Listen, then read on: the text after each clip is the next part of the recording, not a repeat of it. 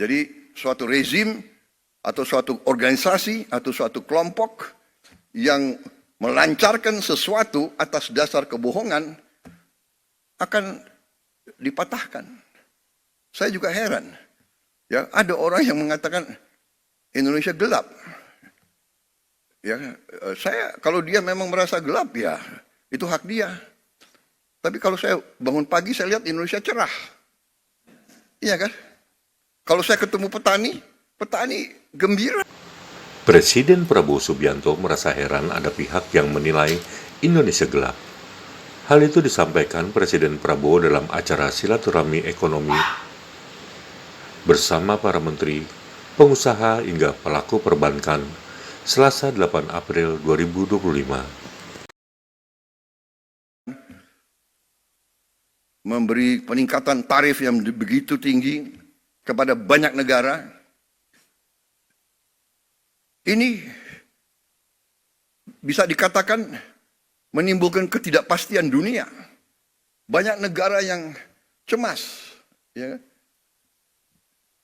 Padahal sebenarnya pendiri-pendiri bangsa kita dari sejak dulu, dan termasuk saya bertahun-tahun saya sudah ingatkan, mari kita bangun ekonomi kita dengan sasaran berdiri di atas kaki kita sendiri.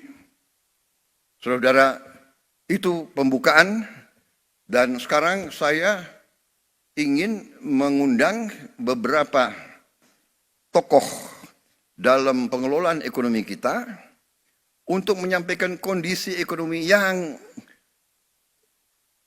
apa adanya, yang real, the real situation. Mereka akan paparkan, kemudian kita buka kesempatan untuk ada tanggapan, ada sanggahan, ada pertanyaan, kita terbuka. Di zaman sekarang, pemimpin harus terbuka untuk masukan. Kita tidak anti kritik. Kita malah suka kritik. Kritik itu adalah membantu kita, membuat kita lebih aware, lebih waspada. Iya kan? Jadi kritik itu bagus menurut saya. Tapi kalau suatu program untuk menciptakan kondisi yang tidak rasional, iya kan? Ini harus terus diadakan istilahnya klarifikasi dan penjelasan, iya kan? Umpamanya ada yang dengan keras yakin bahwa matahari tidak terbit dari timur, matahari terbit dari barat. Karena dia ngomong 500 kali, 1000 kali matahari dari barat. Jangan-jangan ada sebagian rakyat kita yang percaya matahari terbit dari barat. Itu adalah ilmu propaganda. Itu ada di buku semua. Itu keahlian Hitler dan Joseph Goebbels. Kalau kebohongan diulangi berkali-kali dan terus-menerus, lama-lama orang percaya dengan kebohongan. Itu ada di buku The Art of Propaganda, ya kan? Dan itu kita pelajari, semua negara pelajari. Dan itu yang dilakukan, itu namanya psychological warfare, psychological operation, dan itu sering dilakukan untuk mendestabilisasi suatu negara yang tidak disukai oleh negara lain. Jadi, saudara-saudara, ada lagi azas kedua dalam teorinya Joseph Goebbels. The bigger the lie, the easier people to believe. Jadi kebohongan yang lebih besar, mudah untuk orang percaya. Oh ya, jangan-jangan benar ya, ya kan? Jadi sekarang mudah, fake news, hoax itu mudah. Tapi kita tidak boleh istilahnya gerundel. Ini realita. Karena itu ya kita terbuka. Ya, sesuatu serangan, kebohongan hanya bisa dihadapi dengan membuka diri, memberi penjelasan apa adanya, berdasarkan fakta, berdasarkan kenyataan, berdasarkan ilmu dan matematik. Ya kan? Kebohongan bisa diteruskan, tapi satu saat begitu kebohongan kelihatan, hilang kepercayaan dari orang. Nah itu, saudara-saudara. Jadi suatu rezim atau suatu organisasi atau suatu kelompok yang melancarkan sesuatu atas dasar kebohongan akan dipatahkan. Saya juga heran. Ya, ada orang yang mengatakan Indonesia gelap. Ya, saya kalau dia memang merasa gelap ya itu hak dia. Tapi kalau saya bangun pagi saya lihat Indonesia cerah. Iya kan? Kalau saya ketemu petani, petani gembira. Harga pangan, peningkatan hasil mereka naik secara drastis. Produksi naik secara drastis. Kita potong semua regulasi yang nggak benar. Kita sederhanakan. Saudara-saudara, ada Menteri Pertanian di sini. Menteri Pertanian itu selalu ada di sawah. Keliling kemana-mana, ya sudahlah, nggak apa-apa. Dia mengatakan kepada saya, Pak, tadinya dari pabrik pupuk sampai petani harus tanda tangan 15 menteri, 30 sekian gubernur, 500 bupati, baru sampai ke Gapoktan. Saya bilang Menteri Pertanian tidak ada. Dari pabrik pupuk langsung ke petani. Gak ada lagi itu tanda tangan, langsung.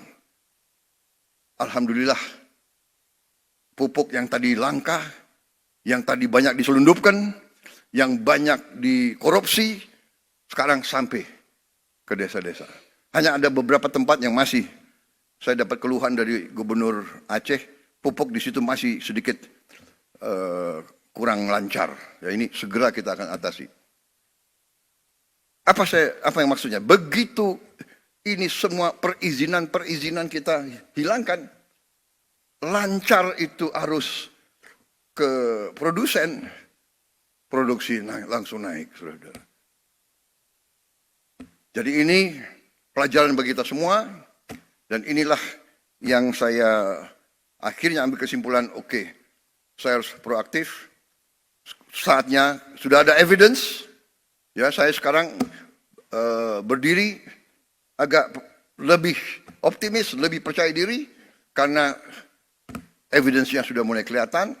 Ya, kita akan menghadapi tantangan, tapi saya bicara dengan tim saya, ternyata situasinya dapat kita hadapi dan bisa kita kendalikan. Ya kan? Jadi, saudara-saudara, saya sih tidak akan melarang orang untuk selalu memandang dengan kegelapan. Kalau ada orang yang mau lihat gelap, monggo. Tapi kalau saya lihat, saya optimis. Saya bangga sekarang jadi Presiden Republik Indonesia. Kekayaan kita akan kita kuasai.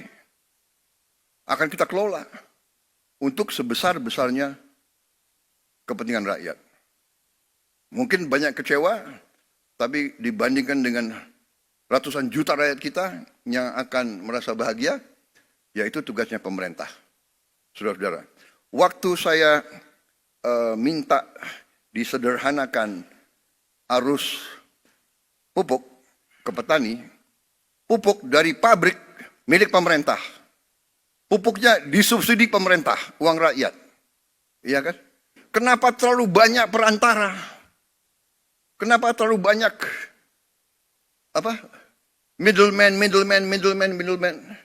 Hak apa mereka tuh mengutip uang rakyat untuk rakyat. Jadi saya bilang hilangkan itu semua. Ada yang datang ke saya, Pak, ada 29.000 distributor yang marah sama Bapak. Oh ya? Hati-hati loh Pak. 29 distributor itu punya konstituen. Oh ya? Saya bilang. Ada berapa petani di Indonesia? Saya tanya Menteri Pertanian, Pak, hampir 30 juta Pak. Oke. Keluarga mereka 4. 29.000 lawan 120 juta, menang siapa? Oh, lebih baik saya membela 120 juta rakyat daripada mereka-mereka itu. Ya, kita terbuka. Tapi saudara-saudara, rakyat yang punya hak. Kedaulatan di tangan rakyat. Kami dipilih rakyat. Kau suka tidak suka, ya ini pilihan rakyat, ya kan? Inilah kita yang dipilih rakyat. Ada yang botak, ya kan? Botak itu artinya pinter, ya kan? Ada yang hitam, ya tapi ini pilihan rakyat, bagaimana? Dan kita semua, cita-cita mereka semua itu hanya untuk berbakti kepada rakyat. Benar, kalau mereka mau kaya raya, mereka bisa. Nggak usah masuk pemerintah. Mereka masuk pemerintah itu saya juga sedih loh. Menteri Keuangan. Banyak yang belum dapat mobil dinas. Ya, mereka kerja 6 bulan ini kerja bakti. Tapi ya, terima kasih sudah mulai apa? Sudah mulai cair. Apa nih, diblokirnya udah dibuka gitu kira-kira. Baik, itu saja. Saya sekarang persilakan mulai dari Menko Perekonomian ya. Terima kasih.